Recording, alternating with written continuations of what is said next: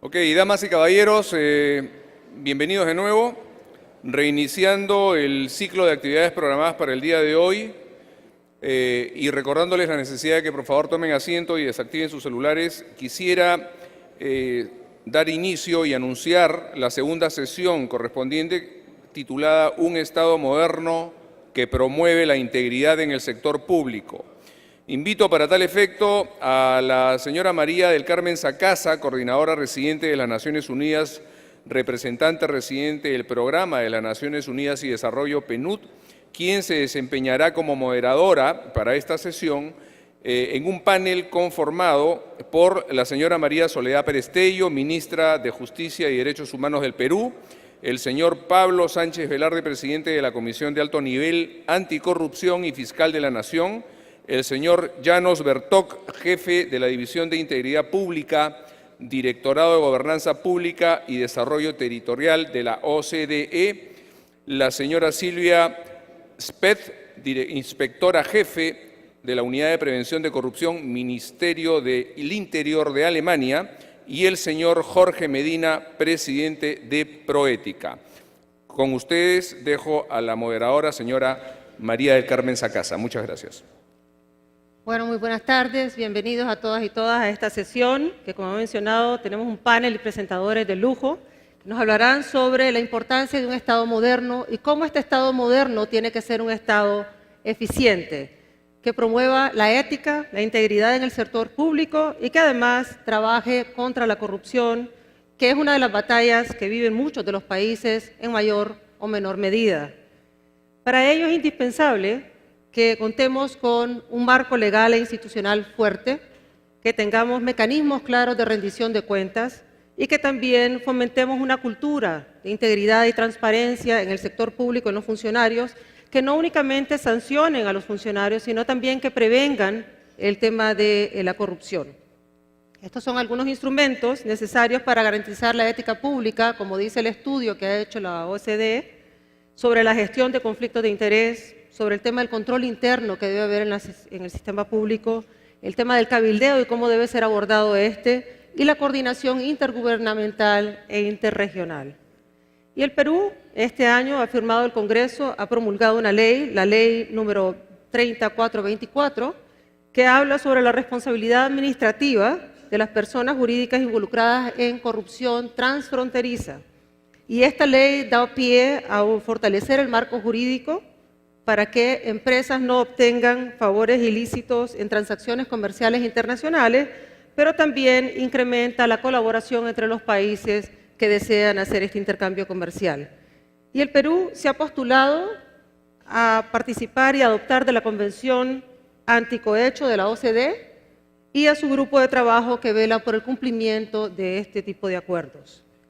El Perú, a través de su programa de país, está trabajando y está revisando el tema de la integridad del sector público y en este estudio se plantean algunas de las recomendaciones que seguramente vamos a discutir el día de hoy aquí.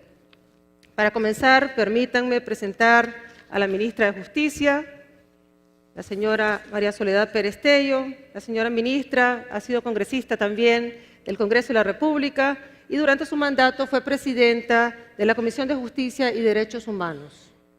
Ha sido también presidenta del Centro de Estudios de Derechos Humanos de la Universidad de San Martín de Porres y es notaria de Lima y abogada con estudios de doctorado en la Universidad de San Martín y varios estudios de maestría y posgrado en Derecho Constitucional, Derechos Humanos y Medio Ambiente en múltiples universidades internacionales. Ministra, le cedo la palabra, por favor, 10 minutos. Adelante.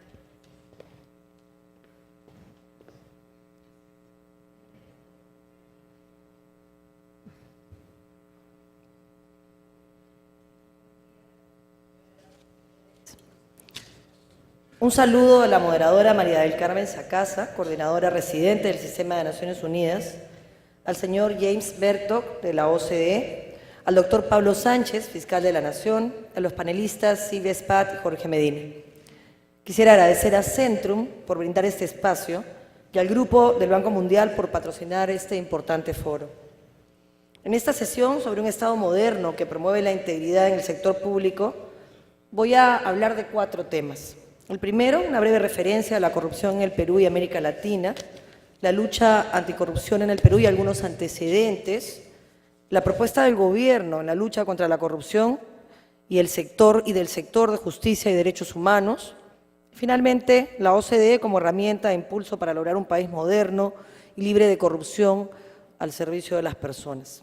Respecto al primer tema, la corrupción en el Perú y en América Latina, es importante que empiece señalando que el índice de percepción de la corrupción del 2015 muestra al Perú como un país corrupto en un ranking a nivel mundial y regional latinoamericano de acuerdo al estudio de Transparencia Internacional. En él ocupa el puesto 88 entre 168 países y la puntuación alcanza una medida de 36 sobre 100, es decir, a países con alta corrupción. Esta percepción se confirma en el ámbito nacional con el estudio de Proética, que indica que los peruanos conciben a la corrupción como uno de los principales problemas del país, precedido solo por el problema de la delincuencia y de la inseguridad ciudadana. Existen, sin embargo, algunos aspectos que el Perú ha implementado para luchar contra la corrupción en el Perú.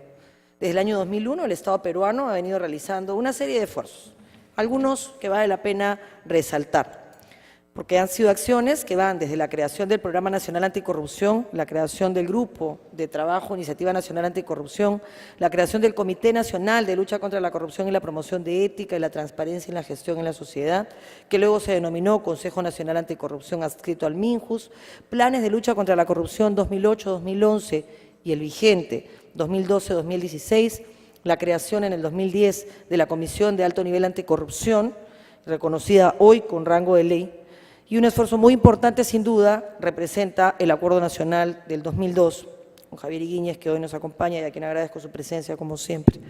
En este se definen 31 políticas de Estado, resultado de un diálogo y consenso en las que vale destacar la política de Estado 24, la afirmación de un Estado eficiente y transparente, la 26, la promoción de la ética y la transparencia, la erradicación de la corrupción, el lavado de dinero, la evasión tributaria y el contrabando en todas sus formas, el acceso a la información, la libertad de expresión y la libertad de prensa. Todas estas políticas están vigentes. La Ley 3424, ley que regula la responsabilidad administrativa de las personas jurídicas a la que ya ha hecho referencia nuestra moderadora, por el delito de cohecho activo transnacional, se aprobó en abril del 2016, cuyo reglamento está pendiente de publicación y que, por supuesto, cumpliremos con promulgar en el corto plazo.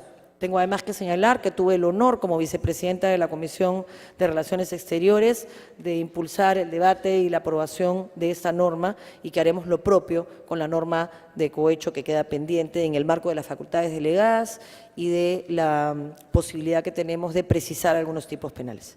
Finalmente, esta lista de acciones, del 2001 al 2015, demuestran que los esfuerzos aún son insuficientes, pero que hemos intentado trabajar y que lo que se necesita ahora es fortalecer las instituciones creadas. No podemos reinventarnos, necesitamos fortalecer lo que existe, identificar lo que hemos hecho mal, corregirlo y mirar todos juntos hacia adelante. Lo que propone el actual gobierno es impulsar una política, planes y acciones que lleguen a resultados concretos. ¿Cuáles son las propuestas de este gobierno en la lucha contra la corrupción? Tal como hemos señalado en la propuesta de Proética a la que ya se ha hecho referencia, la corrupción es uno de los 3 principales problemas del país y el gobierno no es ajeno a la imperativa necesidad de luchar con firmeza contra este flagelo. Así lo expresó el presidente de la República el 28 de julio, al señalar que ser un país moderno significa ser un país honesto y no corrupto. Queda de esta forma claro desde las más altas autoridades del gobierno el compromiso de luchar contra la corrupción y poner a los responsables a disposición de la justicia. Para ello se propone la creación de una autoridad dedicada a luchar contra la corrupción que goce de autonomía e independencia y una acción conjunta entre gobierno y sociedad para que denuncie los actos de corrupción. En la lucha contra la corrupción, la reforma del sistema de justicia es impostergable. Esta reforma debe estar orientada a la eficiencia, a la transparencia, a la eficacia, el respeto y garantía de los derechos fundamentales sin ningún tipo de discriminación.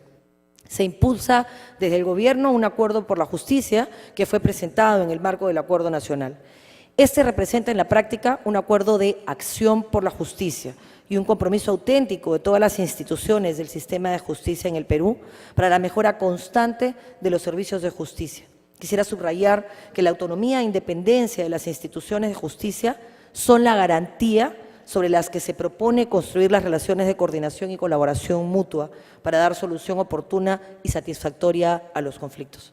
Ponerle fin a la impunidad es crucial. Para ello se acompaña la acción del Gobierno con propuestas de medidas legislativas, administrativas y prácticas institucionales concretas. Esta lucha contra la corrupción es de alcance nacional. De allí que en este esfuerzo hemos sumado a la voz de las regiones y de los gobiernos locales para poder tener el impacto que necesitamos. Quiero, en 2 minutos, contarles lo que queremos hacer en el sector. Y permítanme hacerlo como una historia para poder también describir cuáles son las soluciones que hemos dado desde el punto de vista legislativo y de las acciones concretas para poder corregir lo que hemos identificado como problemas, porque diagnósticos es lo que sobra en nuestro país. Primero tenemos un problema de denuncia. El ciudadano y ciudadana no denuncian y no lo hacen por distintas razones, porque creen que no va a tener destino, porque no tienen tiempo, porque tienen miedo de la reacción que puedan tener de la persona que denuncian, sobre todo si están vinculados al poder. Así que una de las facultades delegadas que hemos solicitado es crear un sistema de denuncias. No es que no exista, es que no ha funcionado, o por lo menos no ha funcionado como se requiere. Este sistema de denuncias supone que se puedan recibir y sistematizar denuncias anónimas para poder trabajar en las pruebas que éstas requieren mínimamente para poder luego abrir las investigaciones que correspondan. Ese sistema de denuncias requiere ser transparente, ser publicitado, tener una hoja de respuesta y responsabilidades administrativas ante la inacción frente a una denuncia concreta. Pero cuando un ciudadano o ciudadana denuncia, tiene que darse el paso siguiente. En ese paso siguiente tiene que haber garantía de investigar, procesar y sancionar si corresponde. Para eso estamos trabajando en el Acuerdo por la Justicia. Ese Acuerdo por la Justicia está formado por el Tribunal Constitucional, el Poder Judicial, el Ministerio Público, por supuesto el Gobierno, desde el Mininter y desde el Ministerio de Justicia, de todos sus componentes, y finalmente también la OCMA. En este Acuerdo por la Justicia, en la práctica lo que estamos haciendo es acordar acciones para la justicia, retomando Seriajust en este esfuerzo de institucionalizar a nuestro país y de contar y continuar con los esfuerzos que hicieron gobiernos anteriores, porque finalmente fueron esfuerzos de Estado. En este gran esfuerzo de acuerdo, cada institución está proponiendo 3 medidas concretas que dependen solo de su accionar y medidas interinstitucionales. La interoperabilidad es una de ellas y estamos discutiendo cuáles son las otras. Hay un tema de género y sin duda la lucha contra la corrupción estará presente. Además de hacer acciones concretas que se firmarán antes del 5 de noviembre, dentro de los 100 días, espero que así sea, eso no depende solo de mi sector, esperamos poner una línea de tiempo e indicadores de medición publicadas, de manera que los ciudadanos puedan ayudarnos a determinar si se cumplió o no se cumplió los objetivos. Pero una vez que esto pasa y una persona es detenida y puesta a disposición de la justicia y remitida al penal, necesitamos fortalecer nuestro sistema penitenciario. En ese marco hemos pedido facultades delegadas que se nos han concedido para declarar en emergencia el sistema penitenciario, corregir la legislación sobre grilletes y la legislación sobre extradiciones, de manera que la seguridad intramuros se refleje en una seguridad extramuros. Esto empieza con la denuncia y termina con la cárcel. Sin embargo, hay otras acciones que tenemos que tomar. Hemos fortalecido el sistema de procuradores delegando en la señora Julia Príncipe la presidencia de la Defensa Jurídica del Estado. Además, tenemos facultades delegadas para que en este plazo, como no existe, hay un vacío normativo y todavía hay dependencia económica, ella tiene asignada una responsabilidad y la responsabilidad de la presidencia jurídica, que es en realidad su objetivo final y está trabajando el proyecto normativo, te voy a terminar en un minuto más. Lo que estamos haciendo es que las facultades delegadas nos van a servir para darle esa autonomía en el marco de la Ley Orgánica del Poder Ejecutivo, esperando la modificación constitucional que depende, por supuesto, del Poder Legislativo. Además de fortalecer a las procuradurías, lo que estamos haciendo es aprobar un paquete de medidas legislativas en el marco de UIF, como ya dije, corregir el tipo penal de cohecho, fortalecer contra LAP para poder recuperar el dinero de la corrupción y que le cueste más caro al corrupto ser corrupto que corromper nuestras instituciones, y finalmente estamos aprobando también todo el paquete de medidas legislativas destinadas a nuestro sistema penitenciario. Para terminar, quiero señalar, destacar la importancia de la OCDE en esta materia, puesto que impulsa al Estado peruano y lo dota de herramientas para mejorar institucionalmente y combatir la corrupción. El enfoque no es ni debe ser que el Perú adopta medidas anticorrupción y de modernización del Estado para ingresar a la OCDE, sino más bien que dichas medidas son propias de un Estado al servicio de la ciudadanía y con miras al mayor desarrollo. Por lo que, en tanto el Perú logra combatir la corrupción, contribuye en un contexto regional e internacional con el desarrollo, siendo esto compatible con los objetivos de la OCDE. Quiero terminar señalando y reiterando el decidido compromiso de este Gobierno y del Perú por mejorar la integridad del sector público. Si bien la normativa es importante, sin duda más lo es la aplicación adecuada de la misma, el seguimiento y la supervisión. Queremos sentar bases sólidas sobre las que repose una política de Estado de lucha contra la corrupción, donde impere la cultura de la legalidad y la práctica permanente de la rendición de cuentas. Muchas gracias.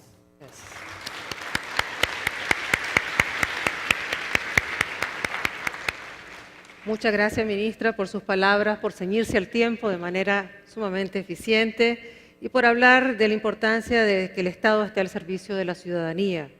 Nuestro segundo presentador es el señor Janos Bertok, jefe de la División de Integridad Pública del Directorado de Gobernanza Pública y Desarrollo Territorial de la OCDE.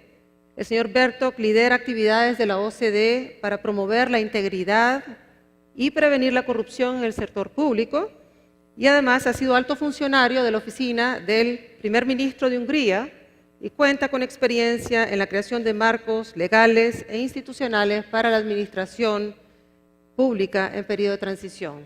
Señor Bertok, tiene la palabra. Thank you so much, and this is a great pleasure to share this podium with so distinguished leaders and bring some experience and maybe broaden the discussion and bring a more international, a global perspective. In the OECD, we prefer what we call an evidence-based dialogue. So I'd like to just put some data, some information in order to shape a little bit the context, what is the global context, and what is the implication for Peru. The first one is a modern state, an effective, efficient state, is also trustworthy. Trust has become a key figure. And if we see, particularly in the past 6-7 years after the financial crisis, the majority of the OECD countries, so the club you want to join, is experiencing significant drop in trust in government. Not only trust in government in general, but trust in certain institutions, parliaments, political institutions like political parties or political leaders. Unfortunately, Peru is not an exception. You could see on the right side, there's not only there's a drop, similarly to the trend in Peru in trust in government, but also there's a relatively low level of trust compared to other countries in the region, such as Colombia, Mexico, Chile, or even Brazil. So why this is an important factor? Because trust is impacted by certain significant factors. This is just using the figures from the Latino Barometer and the World Economic Forum Executive Survey, that there's a shared view both from citizens and the businesses. You could see the top 3 concerns. And this is linked, of course, insecurity, linked to unemployment or inflexible labor markets. But in both cases, you see corruption as a major concern. Corruption is a concern for the business, not only for level playing fields, unpredictable price, business opportunities, but also we heard about certain risks, policy capture, influence, connections. And from the citizen's perspective, this is particularly dangerous when we talk about sustainable public policies.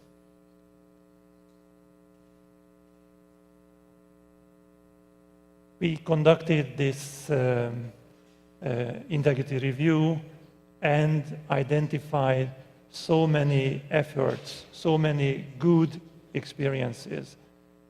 However, if I put again and broaden this picture, there's an expectation. This is an expectation in concrete case in Peru, and the feedback about the implementation and impact of the previous efforts to reduce corruption. It shows that the largest part of the society or the surveyed citizens, they don't see, or they see little progress. And I think this is a very important in order to understand that doing the right thing, this is one, but also communicating, explaining, and bringing the results, which is based on, based on evidence, and we will talk about later. Mm-hmm. So you could find that the integrity review, and there are many copies available, and this will be also available on the website in PDF format. The peer review find a lot of very good efforts to increase coordination, very high-level commitment. However, there's also showed certain directions and very specific policy recommendations in order to further strengthen, for example, coordination, to make it more relevant, include more actors, to provide ownership, a broader vision, and mobilize this collaboration, for example, including the Public Administration Office or the future Transparency Office. But more importantly, to use the High-Level Anti-Corruption Commission not only for designing, but also monitoring the implementation, providing this vision in a communication, consistent, again, data to substantiate this. Another concrete issue is the modernization of internal control. This is one concrete example how at organizational level could move relatively quickly from a compliance, ticking the box type of, I would say, traditional administrative bureaucratic internal control to assurance of good, what we call quality, good performance of institution. So helping the senior managers, helping those who are working at risk areas to understand, identify risks, and also mitigate measures. And for a coherence, bringing together in a coherent way internal control and external audit. We find similarly many other like conflict of interest, managing conflict of interest, which is a very serious issue, as we heard previously in many countries. How disclosure of private assets, private interest, how this is verified, how this is used to identify potential conflict of interest. This is all, the question, how to increase the coherence. And there are similarly several, maybe just providing one more, there are so many fragmented data information.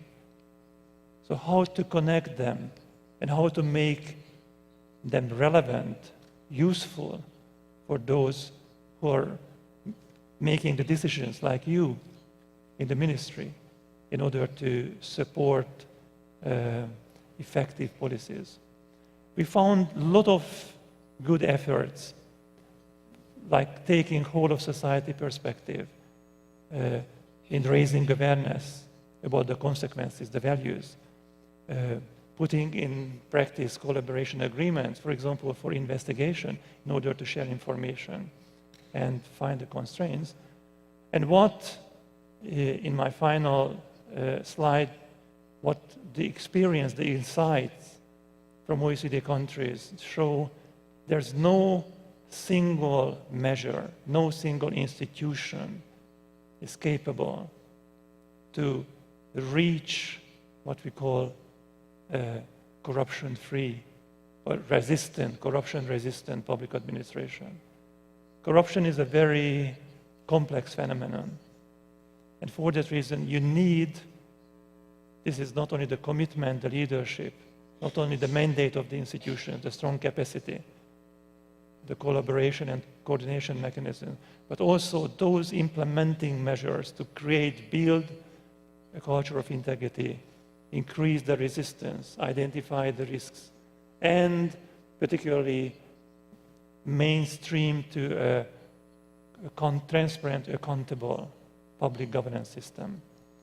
So my final message is that, of course, the OECD and the member countries, and one of the member countries, Germany, and German representative of the OECD network is sitting here. So we are very much looking forward to continuing this collaboration to bring the experience from the outside to accelerate the learning, the insights, how you could do this, how you could increase this resistance, what works, what are the best practices or good practices, how this is transferable, what are the conditions in order to apply successfully in Peru. So we are looking forward to working and strengthening this collaboration, and also I'm looking forward to the continuing the debate. Thank you so much. Gracias, Janos.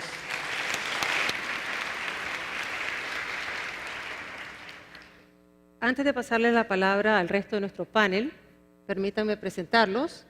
El señor fiscal de la Nación, Pablo Sánchez Velarde, también es el presidente de la Comisión de Alto Nivel Anticorrupción en Perú.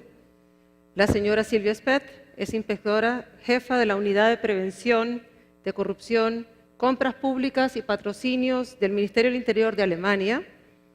Ella desde el 2014 trabaja en la Unidad de Prevención de la Corrupción y Contratación Pública en el Ministerio Federal del Interior alemán y se desempeña también como delegada de Alemania ante la OECD en materia de integridad pública superior. Y finalmente, el señor Jorge Medina, que es presidente de Proética. El señor Medina es miembro de la Asociación Civil Transparencia y forma parte de varios consejos consultivos de escuelas de negocios y programas de universidades y ha sido CEO de Ernst Young y Regional Managing Partner de la misma empresa en Colombia, Ecuador, Perú y Venezuela. Quisiera destacar 2 o 3 ideas fuerzas que se han mencionado en las presentaciones anteriores para luego pasarle la palabra al señor fiscal. Creo que una de ellas sumamente importante es el tema de fijar un sistema de justicia independiente que tenga la capacidad de sancionar con eficacia los delitos contra la administración pública, pero también la ministra mencionó la importancia sobre garantizar una cooperación sistémica y continua entre los diferentes órganos pertinentes sobre casos de corrupción, tema que también mencionó Janos en la medida en que decía una institución sola no puede hacer el trabajo, esto requiere un sistema y un sistema que pasa por la rendición de cuentas, por el tema de cultura y por el sistema mismo, o sea, la institucionalidad. De manera que ahora quisiera, señor fiscal, como que usted comentase un poco su papel dentro de la Comisión de Alto Nivel Anticorrupción y sobre el tema de políticas públicas particularmente, y que nos podría hablar sobre los logros más importantes en este ámbito. Por la gentil invitación a formar parte de este panel. Ciertamente todos los que estamos aquí presentes nos sentimos comprometidos en la lucha contra la corrupción. Nosotros ya venimos trabajando hace algún tiempo atrás y dentro de las funciones del Ministerio Público y de la CAN obviamente está en primer lugar por la Fiscalía investigar y sancionar estos delitos y desde el punto de vista de la CAN obviamente generar políticas fuertes, sólidas para poder luchar contra este flagelo que afecta tanto a nuestro país. Me han parecido muy importantes las 2 exposiciones que se han hecho y brevemente un comentario. A la señora ministra le hemos escuchado decir sistema de denuncias. Me parece muy bueno esto. Hay que viabilizar un buen sistema de denuncias y un buen sistema de protección al denunciante también. Dentro de la Fiscalía nosotros estamos trabajando un proyecto institucional también relativo a las denuncias vía web y vía móvil. De tal manera que en pocos días vamos a hacer una presentación para que cualquier ciudadano, jóvenes, adolescentes, niños y niñas puedan presentar sus denuncias a través de su teléfono celular. De tal manera que una vez verificada la información, los fiscales pueden investigar ese caso inmediatamente con el apoyo de la policía. Entonces, la idea de Yo Denuncio, que es el eslogan nuestro, pues es una idea de hacer que todas las personas puedan, ante un hecho, digamos, grave, una infracción seria, puedan presentar sus denuncias a la Fiscalía a través de la página web y a través de su teléfono móvil. Yo creo que esta es una buena iniciativa del Ministerio de Justicia, que nosotros obviamente vamos a colaborar con nuestras potencialidades. También es importante destacar la existencia, la necesidad de tener una buena coordinación interinstitucional. Solo no podemos avanzar. Por eso que la CAN se afirma en su conformación. La CAN tiene como integrantes al representante del Poder Judicial, del Ministerio de Justicia, del Poder Ejecutivo, del Tribunal Constitucional, de la Contraloría y de instituciones también privadas que ayudan bastante en este esfuerzo que nosotros estamos haciendo. Y por eso es que dentro de las tareas que nos comprometimos a concluir en esta gestión fue alcanzar la incorporación del Perú como miembro integrante de la OCDE en el grupo antisoborno, que justamente ahora hemos recibido la documentación y estamos muy satisfechos, muy contentos, porque es el esfuerzo de todos, no es el trabajo de una sola persona, sino es un trabajo de equipo y donde obviamente el Estado es el que ha intervenido. Otro aspecto importante que me parece importante reseñar es el tema de la recuperación de activos. Hemos conversado con la ministra también sobre este tema. La lucha contra la corrupción necesita de fondos, necesita del apoyo económico y a veces los fondos son difíciles de lograr, entonces hay que buscar mecanismos ingeniosos para ello. Nosotros hemos creado en la Fiscalía una oficina de recuperación de activos. Esta oficina se está implementando y lo que busca, vale la redundancia, es buscar dinero mal habido que se encuentra en el extranjero. De tal manera que una vez que se recupera, un porcentaje de ese dinero debe pasar a formar parte de la lucha contra la corrupción, sobre todo a instituciones que necesitan de ese apoyo económico. Ya se sabe que en Luxemburgo, por ejemplo, pues hay 15 millones de dólares que van a ser recuperados prontamente. Y hay otro tanto de dinero también en Suiza. Entonces, ¿por qué no hacer una estrategia que permita utilizar ese dinero recuperado, que es de todos los peruanos, para la lucha contra la corrupción? ¿Por qué no hacerlo? En ese sentido, nosotros estamos presentando un proyecto de ley para que un porcentaje importante, no digo el monto porque las instituciones van a querer quizás lo mismo, pero un porcentaje importante sea destinado solo para la lucha o para el fortalecimiento de las instituciones en la lucha contra la corrupción. Ya nos ha hablado mucho de integridad, me parece muy interesante. Las políticas tendientes a fortalecer a las instituciones, la transparencia, la importancia en el trabajo, en las contrataciones.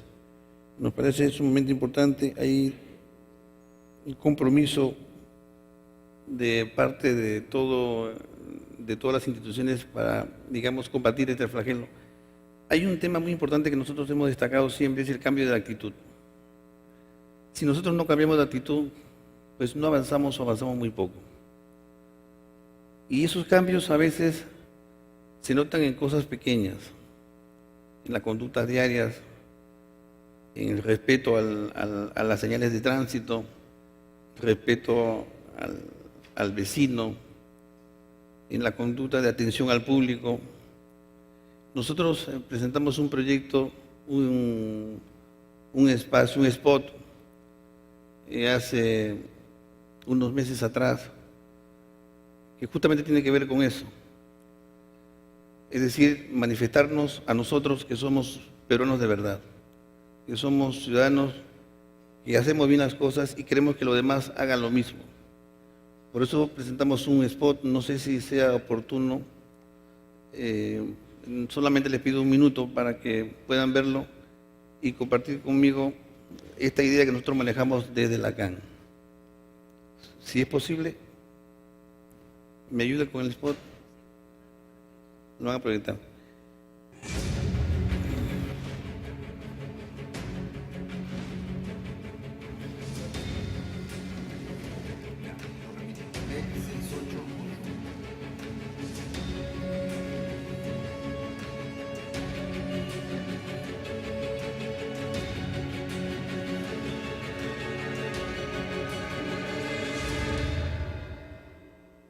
El cambio que el Perú necesita empieza por uno mismo. Sé un peruano de verdad. Todos en algún momento de nuestra vida hemos dicho por qué el país no cambia. Todos les hemos exigido a los políticos, a las autoridades, que hagan algo para cambiar el país. Pero ¿te has puesto a pensar tú qué cosa es lo que haces para tú generar ese cambio? ¿Cómo puedes pedirle a las autoridades y a los políticos que hagan cosas que tú mismo no haces? Es decir, ¿cómo te puedes quejar del tránsito de la ciudad, quejarte de las autoridades, quejarte de los alcaldes que no hacen nada por arreglar el tránsito, si tú te pasas una simple señal de tránsito? Si tú ves un cartel gigante que dice no cruzar y te la cruzas. Entonces, ¿de qué autoridades estamos hablando? Si tú no eres capaz de hacer solamente una pequeña cosa por el país, de nada sirve que celebren los goles de Perú si es que no haces nada por cambiar tu país. Sé un peruano de verdad. Sé un peruano de verdad. Sé un peruano de verdad. Sé un peruano de verdad. Sé un peruano de verdad. Sé un peruano de verdad. Sé un peruano de verdad.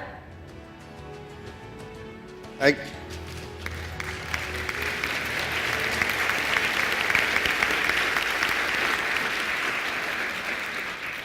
Gracias, hay que ser un peruano de verdad. Muchas gracias, señor fiscal. Excelente. El tema de la corresponsabilidad es vital en este proceso. Silvia, ahora pasaría a ti. Y de acuerdo a las estadísticas de Transparencia Internacional, Alemania se ve como el 10º país más limpio en temas de corrupción, digamos. Considerando que existen grandes diferencias, ¿no?, entre Perú y Alemania, tanto en el contexto como en los recursos financieros, quisiera preguntarte qué herramientas han utilizado y qué lecciones aprendidas tienen en el proceso de pasar de la retórica a resultados concretos, a la práctica. Yeah, thank you, Maria. I would need 1 hour for that, but I try to keep it brief. Yeah, and as I come from the prevention side, please allow me to focus only on that part of anti-corruption. I would say the first tool are well-established measures and clear mandates and responsibilities, so that they support your efforts without putting too much burden on single persons or the system. In Germany, we have some administrative tools such as segregation of powers, multiple eyes principle, staff rotation, awareness raising of staff, clear and simple rules on conflicts of interest, and so on. We also try to keep all our prevention measures as risk-based as possible. So we assess on a regular basis all posts, and I say posts, not persons, so that we can tailor-made our measures depending on the risk of those posts to be prone to corruption. So our approach is to minimize corruption risks by preventing the establishment of structures that might facilitate corruption. And as we heard in the first panel, one of these measures could be the establishment of e-government. Our second aim is to help our colleagues not to blunder into a trap, because most of them are hardworking people which don't intend to become corrupt. So we give them the possibility to have the sensitization when the red flag should be raised. The second tool, from our point of view, is commitment and adequate resources. As your question implies, announcements are not enough, and they will always be exposed as deception if no action follows. So you need people that are dedicated to the issue of corruption prevention, and it's very helpful if they are as high as possible in the hierarchy, but you should not underestimate the power of the people that are doing the groundwork. For example, in our federal administration, we established a system of corruption prevention units and contact persons for corruption prevention. They develop, review, and discuss all the rules on integrity and are the multiplier in their institutions. This is not the most popular post because colleagues are often annoyed when they are confronted with more rules and rules and rules. But you can only achieve results if everyone is convinced that he's doing the right thing and if you give them the means to do the right thing. So you have to create ownership, and therefore you have to take everyone on board, and you have to talk, also to the public, which can be sometimes very painful, but I think it's really necessary so that the perception of the public can be better if you explain them what you are doing. Which leads me to the third tool, it's persistence, and sometimes you also need stubbornness. One of the big steps from the 12th to the 10th place in the CPI happened mainly because Germany ratified the United Nations Anti-Corruption Convention in 2014, and this was 11 years after the signature. It required several attempts to change some provisions in our criminal code, and I think it's easy to approve international standards or agreements, but then you need the will and the stamina and the means to fulfill or implement all commitments you have given. To be fair, it's not always that easy because there are sometimes circumstances such as political changes that make implementations impossible, but at least you should go on trying. And last but not least, external pressure can be very helpful. Civil society and also the media can be an important partner in the fight against corruption, as well as international organizations are. They keep touching the right things again and again. In Germany recently, such external pressure and at least the public debate led to two significant changes in Germany. We established cooling-off periods for members of the government and stricter rules for lobbyists in the federal parliament. It's the game that immediately those measures have been criticized for not being strict enough, but they are a first step. So you can see that anti-corruption is a long-term project composed of a lot of stakeholders, a lot of expectations, and quite often also a lot of resistance. So that's why you need a lot of partners, and you have to involve all stakeholders, and you keep going on trying.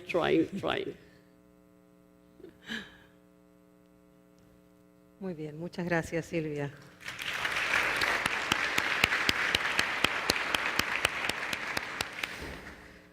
Jorge, ahora paso a ti. La visión de Proética es ser un movimiento que lidere esfuerzos por un Perú libre de corrupción, ¿no? Y por lo tanto se centra en sus esfuerzos en la prevención y el combate al problema de la corrupción. Desde tu punto de vista, ¿qué cambios legales, institucionales y operacionales son recomendables en el Perú para mejorar la integridad y la rendición de cuentas del país? Gracias por la pregunta, María del Carmen. Hay muchos cambios legales que pueden hacerse, varios de ellos contenidos en la ley de delegación de facultades.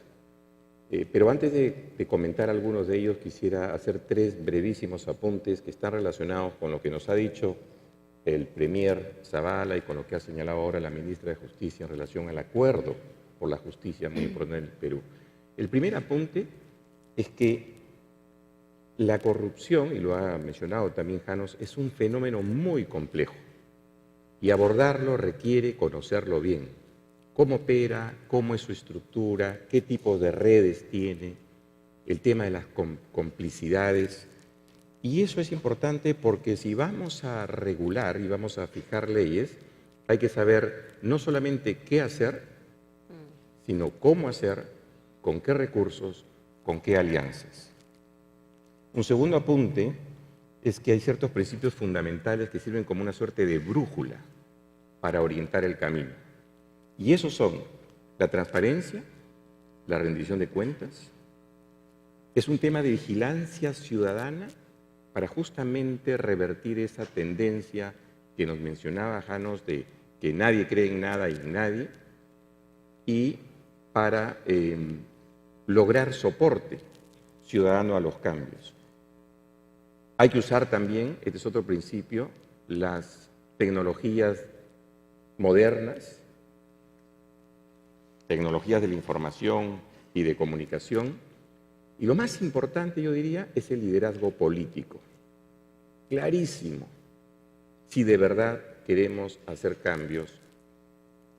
Y el tercer apunte, antes ya de comentar algunos temas, es que la estrategia anticorrupción no debería ser vista nunca como una meta o un destino, sino es como un camino que continúa. Y en el Perú lo que el país necesita es una política de Estado anticorrupción que trascienda los periodos quinquenales de gobierno. Dicho eso, y para responder a tu pregunta, hay cosas bien interesantes en esta ley 30.506, y si no lo han leído, sugiero al auditorio que lo haga, que es la ley de delegación de facultades, que tiene 5 aspectos. Uno de ellos es lucha contra la corrupción, pero si uno se pone a ver casi todo el articulado, tiene la posibilidad de hacer medidas pro transparencia y anticorrupción. Por ejemplo, en el primer capítulo, que habla sobre reactivación económica y formalización de la economía, tienes una serie de medidas antielusivas y antievasivas. Y uno de los fenómenos más importantes que tiene la corrupción en el país es la evasión tributaria. Es brutal el impacto que origina sobre todo los más pobres. Encontramos en esta delegación de facultades cosas interesantes como, por ejemplo, reorganizar el SNIP, muy importante, todo este sistema de inversión pública, reestructurar por inversión,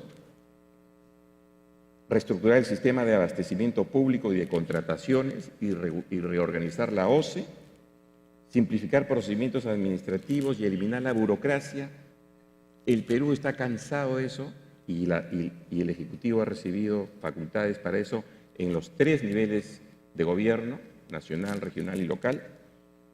También se menciona perfeccionar el marco normativo del Poder Judicial, del Ministerio Público y de la Policía Nacional. O sea, hay una serie de cosas, las propias atribuciones dadas hoy a la Unidad de Inteligencia Financiera. Varias cosas, y creo que es una buena noticia esta delegación de facultades en términos de pro-transparencia y anticorrupción. Dicho eso, hay temas de fondo pendientes que no están cubiertos y hay que señalarlo. La reforma política. Esto es fundamental para iniciar un proceso serio y sostenible si queremos combatir la corrupción de verdad. Porque la reforma política no solamente va a servir para fortalecer los partidos políticos y acercar a la ciudadanía con el Estado, sino además va a servir para fortalecer a los organismos supervisores electorales y para ponerle ojos y dientes al financiamiento ilícito, privado, a la política, porque los niveles que se ha alcanzado en el Perú son alarmantes. Narcotráfico, minería ilegal, contrabando, trata, crimen organizado. Y todo eso está influyendo en la política hoy en día. Transparencia, la asociación civil de la que soy miembro, y acá está su presidente, ha hecho una serie de propuestas y creo que es importante que en el Estado y en la ciudadanía se relieve esto. Y un segundo tema, que es el que ha mencionado la ministra hoy, es la reforma del sistema de justicia. Empezando por el Consejo Nacional de la Magistratura, que la verdad está pasando por una profunda crisis de legitimidad y es nada menos el organismo que nombra y ratifica jueces y fiscales. Y si bien estos dos temas que acabo de mencionar están más del lado del Congreso, creo que el Ejecutivo haría muy bien en tomar la iniciativa y proponer al Congreso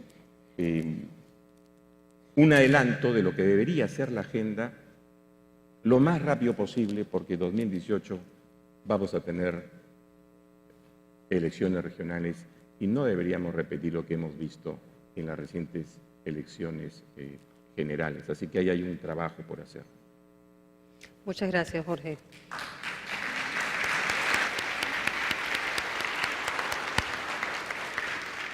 En aras del tiempo, y como iniciamos un poco con retraso esta sesión, voy a tratar de combinar preguntas del público con algunas otras. Ministra, algunas de las preguntas del público se refieren a qué avances en materia anticorrupción se van a poder empezar a implementar con la delegación de facultades que han mencionado tanto el fiscal como el representante de Proética. ¿Y cuál es el esfuerzo a corto plazo en temas de interoperabilidad en el sector justicia? Bueno, muchas gracias por ambas preguntas. Los plazos los hemos dividido nosotros en 30, 60 y 90 días para poder empezar por lo más urgente, que tiene que ver sin duda con el tema anticorrupción y con algunos temas de seguridad. De lo que se ha mencionado acá en general, hay un primer tema que es el tema de transparencia. No es que no existiera la norma, pero en realidad esa norma publicada a 10 años de la misma recibió un informe de defensoría que creo que de alguna manera ilustraba cuáles eran todas las falencias en el tema de la transparencia, entendida no solamente como los portales, sino que va mucho más allá de eso, ¿no? En realidad es la posibilidad de darle al ciudadano la opción de hacer seguimiento y la posibilidad de que acceda a la información oportunamente.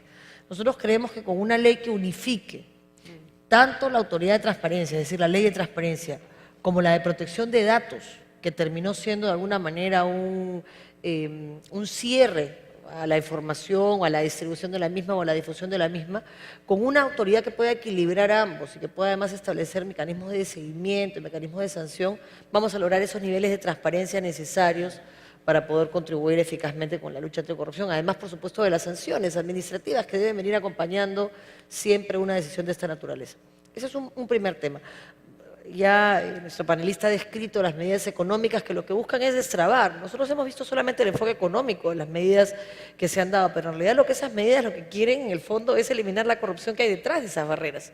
Porque lo que hay detrás de priorizar un proyecto sobre otro es corrupción. Lo que hay detrás del SNIP es corrupción. Y corrupción porque lo que se han generado son expertos en hacer expedientes que finalmente generan un gasto de algunos municipios que lo único que hacen es pagar el expediente, no tienen plata para llevarlo a cabo. Entonces, lo que en la práctica significa en el paquete de medidas económicas es simplificar el proceso, acompañado de transparencia, permitirá que los ciudadanos y ciudadanas puedan darle, además, ofertar sus servicios y que el país obtenga lo que es mejor y al menor precio. El tema de medidas de seguridad también tiene relación con la lucha contra la corrupción, porque lo que busca es cómo mejorar la efectividad de la acción penal a partir de la acción de la policía en la captura. Y eso es un tema que nosotros hemos implementado. Acabamos de presentar un proyecto de ley que amplíe el plazo de detención preventiva para poder corregir algunos de los problemas que existían en el tema de las liberaciones indebidas. Se libera de manera indebida, es verdad, por corrupción, pero también porque los plazos y los procesos no permiten que la investigación, el procesamiento y la sanción se lleve a cabo. Solamente en el penal hoy hay un grupo de 10.000 personas que tienen procesos de más de 10 años. Eso es insostenible. Eso es insostenible. Se han prescrito los plazos hace muchísimos años. Nosotros estamos haciendo una evaluación de ver qué cosas hacemos para ver si se hace una norma, no en el marco de las facultades, pero sí en el marco del acuerdo por la justicia, para poder solucionar ese problema. Nosotros hemos sacado, y eso tengo que decirlo, y el fiscal de la Nación con quien hemos conversado muchas veces sobre eso lo sabe, hemos decidido sacar del acuerdo de facultades todas las normas que consideramos urgentes, pero que impactan a alguna institución del sistema de administración de justicia. Porque nos parecía respetuoso, porque no se trata de que por proteger esa autonomía y esa independencia que todos queremos de los poderes del Estado, de los organismos de los constitucionales autónomos, no podemos trabajar juntos. Si hay absoluta claridad, tanto en el presidente del TC, como el fiscal de la Nación, como en el presidente del Poder Judicial, como en el presidente de la OGMA, de la Academia Nacional de la Magistratura, es que esto lo tenemos que hacer todos juntos. No hay otra forma. De nada te sirve que tú tengas un sistema penitenciario perfecto, que eso sí depende de mí y que le da resultados al sector y al gobierno, pero no le da resultados al país. El esfuerzo difícil es el esfuerzo de concertar, de ponernos de acuerdo.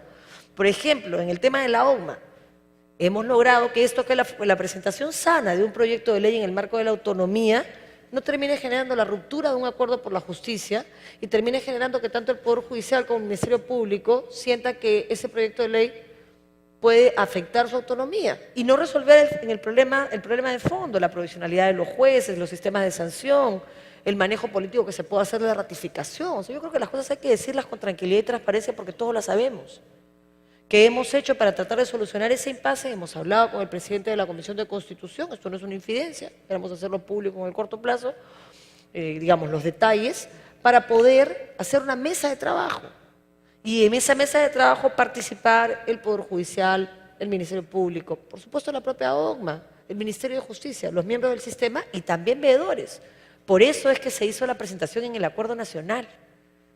El mensaje de presentar esto en el Acuerdo Nacional era el mensaje de que esto no se puede hacer si no estamos todos juntos. Si un gobierno pretende atribuirse la lucha contra la corrupción, va a fracasar. Eso no es una pelea de 5 años.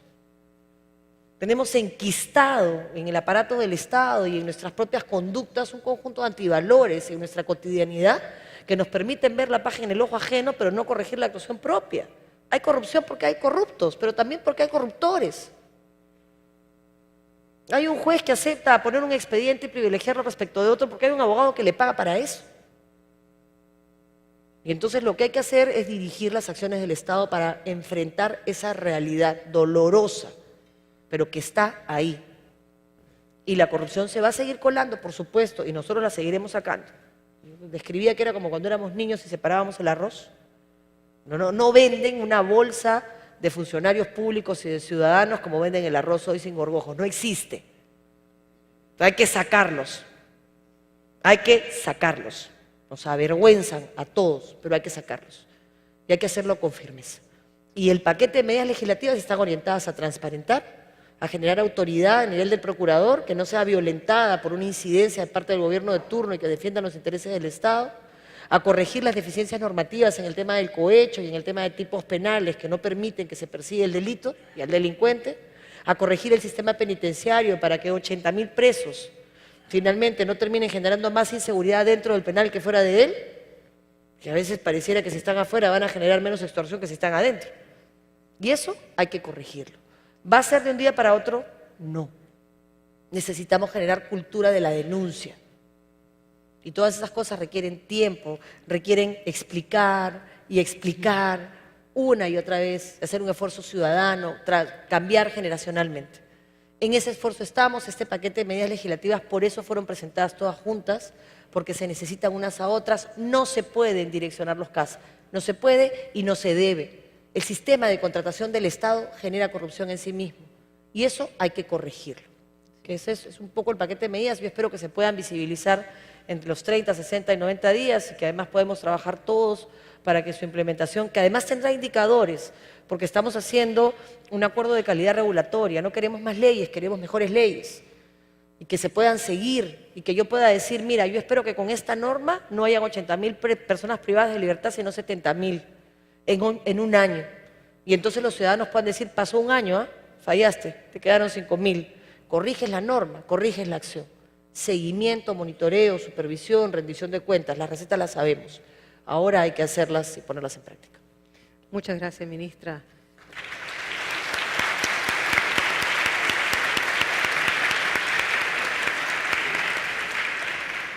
Llanos, Silvia mencionaba en su exposición el trabajo que debe hacer la sociedad civil, los medios de comunicación, como mecanismos de presión. En la experiencia de los países con los que trabaja la OCDE, Algunos logran éxito al reducir la corrupción, pero se invierte este éxito por parte de los medios de comunicación porque se conocen más y se percibe como si el país fuese más corrupto, ¿no? Hay un cambio radical en lo que se piensa a lo que realmente está ocurriendo. ¿Qué pueden hacer los gobiernos para luchar contra esta situación irónica donde el éxito fomenta una percepción de fracaso?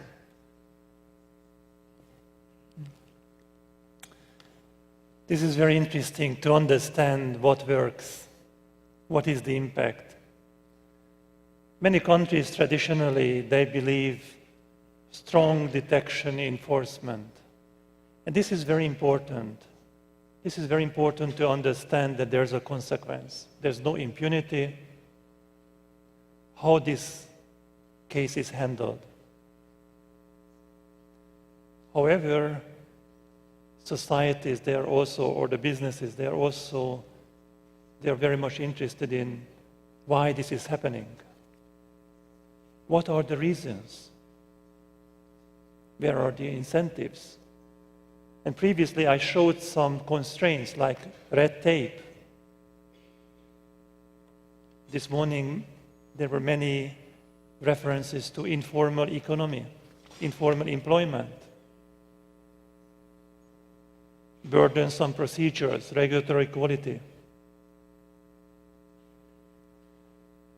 So it's important again to understand how these broader weak governance, weak resistance, they are facilitating. Illicit trade, it needs corruption. It's facilitated by corruption and money laundering. So the role of a successful measure is to gather this information about the risks, the sources, and start closing the loops in the regulations, mainstreaming, streamlining procedures, higher quality regulation. So at the same time, what we call, you need strong enforcement, but running after the cases is not enough. And building this resistance, building this as a culture of integrity, this is what now in the new recommendation, the OECD countries, they find not only compelling, but this is in line with a better society and for better lives. Muchas gracias. Me indican que ya se nos acabó el tiempo del panel, desafortunadamente, aunque hay muchísimas preguntas de parte del público, tanto para el fiscal como para el señor Jorge Medina y para la señora Silvia.